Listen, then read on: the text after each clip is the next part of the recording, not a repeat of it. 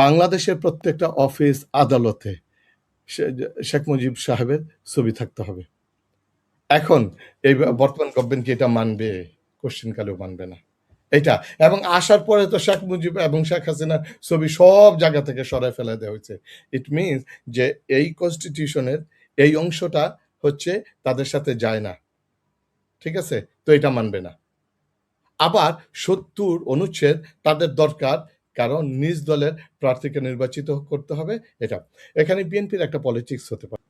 তিনি বাংলাদেশে এ যাবৎকালে, আমি জানি না, আমাকে কারেক্ট করতে পারেন, যে এ যাবৎকালে কেউ মুক্তিযোদ্ধা কেউ বাংলাদেশে প্রেসিডেন্ট হয়েছে কিনা আমি জানি না, but anyone can correct me, আমাকে কারেক্ট করতে পারেন যে মুক্তিযুদ্ধ ছিলেন কিনা।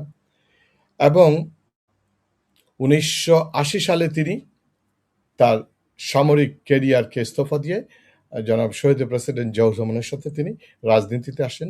তিনি ৬ বার এমপি হয়েছিলেন, ২ বারের মন্ত্রী ছিলেন, যোগাযোগ মন্ত্রী। এবং 1996 সালে বিএনপি যখন স্বল্প সময়ের গভর্নমেন্ট, ওই সময় তিনি আজকের এই যে বিষয় নিয়ে আমরা কথা বলতেছি, বিদ্যুৎ সমস্যা, ওই সময়ের জ্বালানি ও বিদ্যুৎ মন্ত্রীও ছিলেন অল্প সময়ের জন্য, যারা আমার মনে হয় রবি ভাই বলতে পারবেন, রবিবার। এবং তৎকালীন সময় কর্নেল অলি আহমেদ সাহেব যেহেতু বিএনপির রাজনীতি করতেন, এবং তিনি স্বৈরাচার বিরোধী আন্দোলনে ভূমিকা রেখেছেন, ঠিক যেমনি করে 1971 সালের সম্মুখ যোদ্ধা ছিলেন।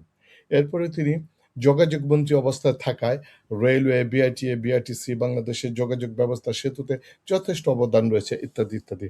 তারপরে উনি একটা পিএইচডিও করেছেন লন্ডনের যুক্তরাজ্যের কি বলে অক্সফোর্ড ব্রুকস ইউনিভার্সিটি থেকে তিনি পিএইচডি করেছেন। তিনি বইও লিখেছেন, যে সম্ভবত তার বইটার টাইটেল হচ্ছে লিবারেশন ওয়ার হিরোস, এরকম সামথিং লাইক দিস, যেটা তার পিএইচডি থিসিস ছিল। পিএইচডি থিসিসটাকে তিনি বই লিখেছেন এবং এলডিপি করেছেন, ইত্যাদি। এই হচ্ছে তার একটা বর্ণাঢ্য ক্যারিয়ার। আমি আসলে কম্পারিজন করতে চাচ্ছি না মির্জা ফখরুল ইসলাম সাহেবের সাথে। মির্জা ফখরুল ইসলাম সাহেব একটা সজ্জন ব্যক্তিত্ব, তিনি গত 17 বছর অনেক চড়াই উতরাই এর মধ্য দিয়ে পার করেছেন। তিনি শিক্ষকতা থেকে রাজনীতিতে এসেছেন।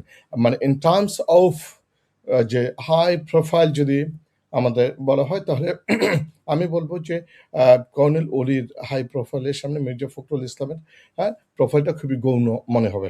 It's my understanding, it's my assessment. আমার অ্যাসেসমেন্ট ভুল হতে পারে। আমি but beyond the politics, just on the basis of the information and current যে আছে, এর উপর ভিত্তি করে যেটা। তো এইরকম একটা প্রার্থীকে বিরোধী দল তাকে প্রেসিডেন্ট হিসেবে ঘোষণা করেছে। এখন উনি আসলে নির্বাচিত হবেন কিনা, যেটা হচ্ছে বাংলাদেশের কনস্টিটিউশনে যতদিন পর্যন্ত ৭০ ধারা থাকবে, ততদিন পর্যন্ত বিরোধী দল থেকে কখনোই প্রেসিডেন্ট নির্বাচিত হবে না, এবং এটা সম্ভব না। তো বাংলাদেশের এই যে ৭০ ধারাতে সুস্পষ্টভাবে, অনুচ্ছেদের আর্টিকেল 70-তে সুস্পষ্টভাবে বলে দেওয়া হয়েছে, যারা যারা মানে সরকারি দল, কখনো সরকারি দলের এমপিরা কখনো সরকার বা বিরোধী যেটি হয়, মানে দলের এমপিরা তার দলের বাইরে গিয়ে ভোটাধিকার প্রয়োগ করতে পারবে না, মতামত দিতে পারবে না, এটা। তো এইটা কিন্তু মূলত তাদের গলাটাকে চেপে ধরার সামিল। আমি একটু পরে আসবো এই ব্যাপারটা কেন। তারপরেও এটা জেনে শুনেই বিরোধী দল তাকে দিয়েছে। কেন দিয়েছে? আপনি এখানে দেখেন, জুলাই সনদের অনুচ্ছেদ ২৫, আপনাদের মনে থাকার কথা, জুলাই সনদের অনুচ্ছেদ ২৫-এই এই ৭০ অনুচ্ছেদ, বাংলাদেশ সংবিধানের ৭০ অনুচ্ছেদের কথা বলা হয়েছে। ওখানে বলা হয়েছে পার্টিকুলারলি ২টা বিষয় ছাড়া, অর্থ বিল এবং আস্থা ভোট ছাড়া সরকারি দলের এমপিরা বা নিজ দলের এমপিরা অন্য দলে বা অন্য দলকেও ভোট দিতে পারবেন, ভোটাধিকার প্রয়োগ করতে পারবেন। এখন কোশ্চেন হচ্ছে, এইটা কি এই মুহূর্তে সম্ভব কিনা? একটা ফানি বিষয়, আসলে ফানি বিষয় হচ্ছে, দেখেন, মানে বিএনপি গভর্নমেন্ট হচ্ছে সংবিধানে কিছু কিছু অংশ মানবেন, কিছু কিছু অংশ মানবেন না। যেগুলো তাদের পক্ষে যাবে সেগুলো মানবেন, যেগুলো তাদের পক্ষে যাবে না সেগুলো মানবেন না। এখন সংবিধানের ৭০ অনুচ্ছেদকে তারা ধরে, এবং সরকার দলের যে হুইপ রয়েছেন তিনি সুস্পষ্টভাবে তিনি বলে দিয়েছেন, এই ভোটটা হতে হবে প্রকাশ্যে ভোট দিবে, ভোটের সামনে লাইভ টেলিকাস্ট করা হবে, ভোটের সামনে তার নাম লিখে দিতে হবে, সাইন সিগনেচার করতে হবে। ইফ ইট ইজ অর্থাৎ এটা হচ্ছে কিন্তু একটা আস্থাহীনতা রয়েছে সরকারি দলের মধ্যে, যে কেউ নাকি আবার অলি আহমেদ সাহেবকে ভোট দিবে না। অলি আহমেদ সাহেবকে ভোট দিবে না, দেওয়ার কোনো সুযোগই নেই। কারণ অলি আহমেদ সাহেবকে ভোট দিতে গেলে তো তার এমপিগিরি থাকবে না, তার এমপিত্ব থাকবে না। বাংলাদেশে যে সংসদ সদস্য সরকারি দলে রয়েছে তারা এমন কেউ পাগল হয়ে যায়নি যে তার নিজের এমপিত্বকে সংসদ সদস্য পদকে বাদ দিয়ে যে অন্য দলের বিরোধী দলের প্রার্থীকে প্রেসিডেন্ট নির্বাচিত করবে, এটা কোশ্চিনকালও সম্ভব না। তারপরে এইটা যে বিরোধী দলে একটা দারুণ পলিটিক্স হয়েছে, এই পলিটিক্সের মাধ্যমে একটা যে সরকারি দলের সামনে একটা চ্যালেঞ্জ ছুড়ে দেওয়া হয়েছে। আপনারা যারা সরকারি দলের যে ভাইরা মুক্তিযুদ্ধে অংশগ্রহণ করেছেন, তারা মুক্তিযুদ্ধের দল বা তারা অন্য একজন মুক্তিযোদ্ধাকে ভোট দিবে কিনা, এটা একটা বিগ চ্যালেঞ্জ গভর্নমেন্টের সামনে। এখন গভর্নমেন্ট দিবে কি দিবে না সেটা হচ্ছে এন্টারলি আপ টু ইউ। আমি যে কথাটা বলতেছিলাম যে সরকারি দল সংবিধানের অংশ যেটা তার পক্ষে, তার ফেভারে, ওই অংশগুলো মানবে আর অন্য অংশগুলো মানবে না। যেমন ধরেন আপনি যদি আর্টিকেল 4 যদি দেখেন, বাংলাদেশ সংবিধানের যদি আর্টিকেল 4-এর ক অনুচ্ছেদ দেখেন, ওখানে সুস্পষ্টভাবে বলা রয়েছে বাংলাদেশের প্রত্যেকটা অফিস আদালতে শেখ মুজিব সাহেবের ছবি থাকতে হবে। এখন এই বর্তমান গভর্নমেন্ট কি এটা মানবে? কোশ্চেন কালেও মানবে না এটা। এবং আসার পরে তো শেখ মুজিব এবং শেখ হাসিনার ছবি সব জায়গা থেকে সরায় ফেলে দেওয়া হয়েছে। ইট মিনস যে এই কনস্টিটিউশনের এই অংশটা হচ্ছে তাদের সাথে যায় না, ঠিক আছে? তো এটা মানবে না।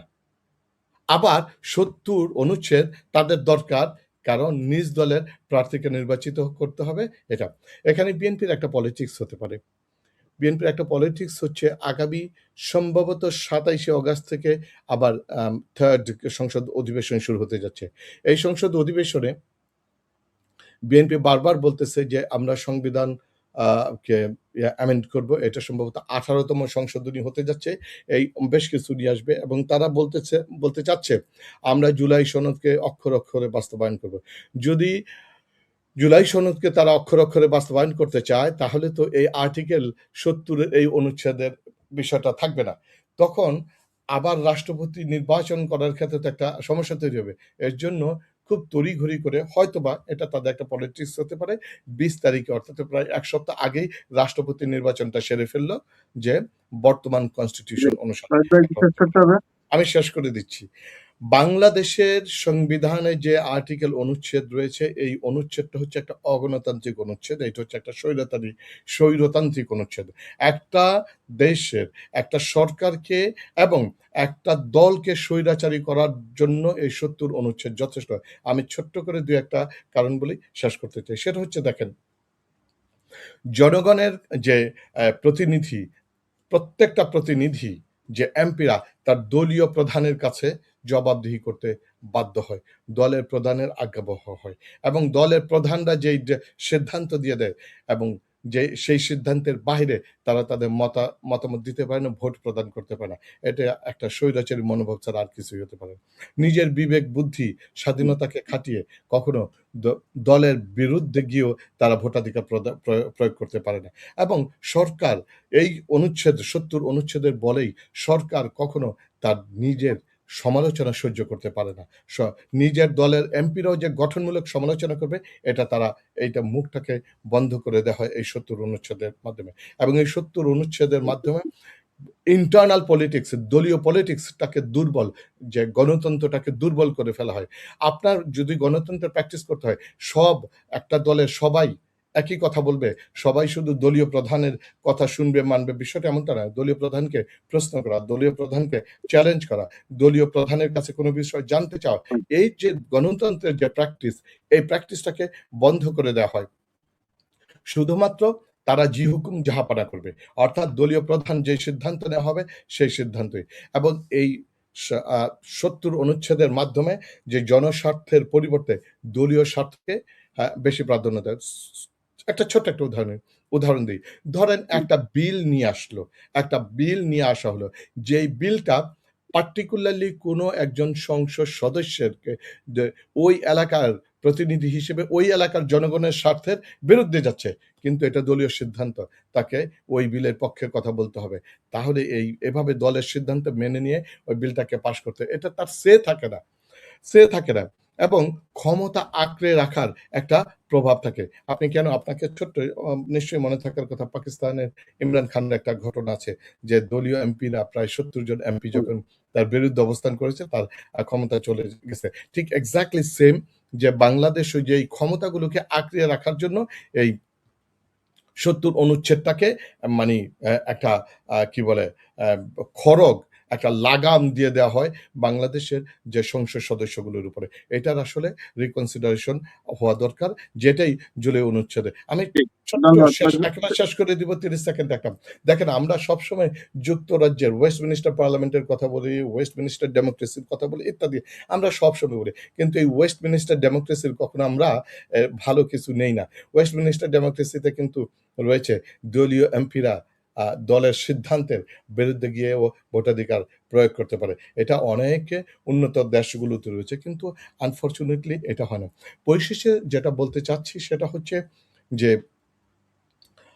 আ বর্তমানে যে রাষ্ট্রপতি যে নির্বাচন হতে যাচ্ছে তো আমার মনে হয় যে একটা মুক্তিযোদ্ধা আ রাষ্ট্রপতি হয় যদি ৭০ অনুচ্ছেদ না হলে হয়তোবা হতেও পারত বীর বি আ ইয়ে অলি আহমেদ। আ যদি এই ৭০ অনুচ্ছেদ না থাকলে আমি মনে করি এটা আমার মতামত বা আমার বা এটা কি বলে এক্সপেকটেশন এটা কারেক্ট নাও হতে পারে। আমি তারপরে বলি যে আমার মানে ধারণা আ সরকার দলের অনেক এমপিরাও ভোট দিত যদি এই ৭০ অনুচ্ছেদ না থাকে। কারণ এই ৭০ অনুচ্ছেদ দিয়ে স সরকার দলের এমপিদের মুখকে বন্ধ করে দেওয়া হয়েছে। মুখে কি বলে এটাকে জিপার টেনে দেওয়া হয়েছে, লাগাম টেনে দেওয়া হয়েছে এবং গলার হুম, জি। কণ্ঠনালীকে রুদ্ধ করে দেওয়া হয়েছে। তো এই ৭০ অনুচ্ছেদ নিয়ে আমি আপনার এই আ শো এর মাধ্যমে উদাত্ত আহ্বান জানাতে চাই বর্তমান গভর্নমেন্টকে যেহেতু আগামী যে পার্লামেন্টারি যে সেশনটা ২৭শে আগস্ট থেকে শুরু হতে যাচ্ছে এখানে বাংলাদেশের কনস্টিটিউশনে ১৮তম সংশোধনী নিয়ে আলোচনা হবে। এই বিলটি সম্ভবত আসবে। আমি আশা করব জুলাই সনদের প্রতি সম্মান রেখে জুলাই সনদের ২৫ নম্বর অনুচ্ছেদকে রিকনসাইল করে বাংলাদেশের সংবিধান থেকে এই ৭০ অনুচ্ছেদকে চিরতরে বিদায় করে বাংলাদেশের সত্যিকার গণতন্ত্রের একটা আ সুযোগ করে দেওয়া হোক। এইটা আ সরকারি দলের মধ্যে, সংসদে, সংসদের বাহিরে সব জায়গায়। আপনাকে এই উদাত্ত আহ্বান জানিয়ে শেষ করছি। ধন্যবাদ।